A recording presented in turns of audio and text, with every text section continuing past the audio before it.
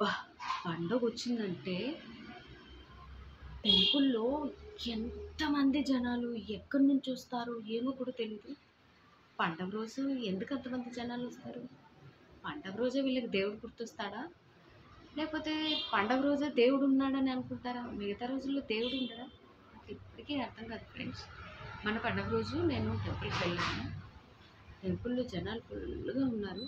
వాళ్ళంతా కూడా నేనుండే ఏరియాలో ఉండేవాళ్ళే అంట. నేనెప్పుడు చూడలేదు.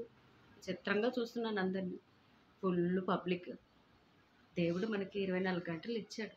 24 గంటల్లో మనము ఎన్ని గంటలు దేవుడికి కేటాయిస్తున్నాం. గంటలు కాకపోతే కనీసం నిమిషాలు కేటాయిస్తున్నాం. అది చర్చించుకోవాలి. మన మనసులో మనం ప్రశ్నించుకోవాలి కదా!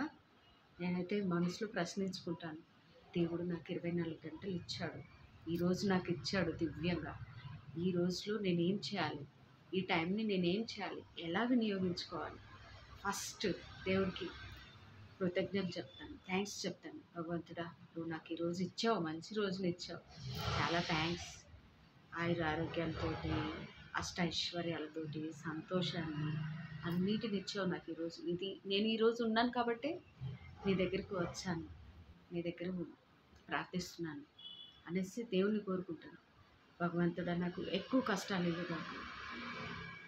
నేను ఓపిక పట్టేంత కష్టాన్ని భరించలేనంత కష్టాన్ని ఇవ్వగాక. వీలైతే నలుగురికి సహాయం చేసేటట్లు చేయి.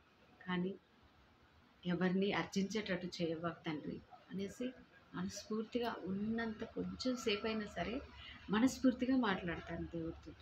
నిజంగా పెద్ద పెద్దగా మాట్లాడడం కాదండి. మనస్సు లోపల మన గుండె ఉన్నది కూడా ఎవరికి తెలియదు. లప్ టప్ లప్ టప్ అని వినిపిస్తుంది. ఈ గుండె ఉంది కదా! ఈ మనసు అనేది స్వచ్ఛంగా ఉండాలి. దీంతో మాట్లాడాలి. మనసుతో మాట్లాడాలి. అది దేవుడు వింటాడు. నేను టెంపుల్‌కి వెళ్ళినప్పుడు టెంపుల్‌లో చూస్తూ ఉంటాను.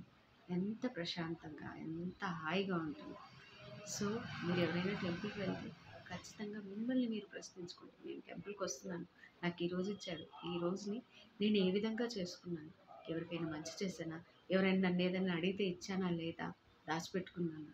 మనలో ఉన్నది ఎంతైనా సరే కొద్దిగైనా సరే దాచుకోకుండా హెల్ప్ చేయడానికి చూడండి.